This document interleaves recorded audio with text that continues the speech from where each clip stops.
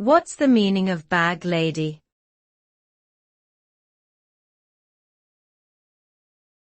Bag lady.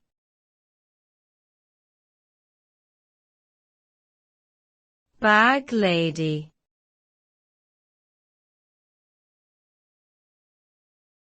Bag lady.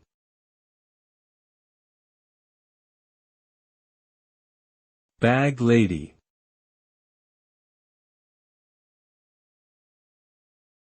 The term bag lady is typically used to refer to a woman who carries around a large number of bags or possessions with her, often in public places such as on the street or in a park. This behavior can sometimes be attributed to mental illness, homelessness, poverty, or other social and economic factors that may contribute to a person's sense of insecurity or instability.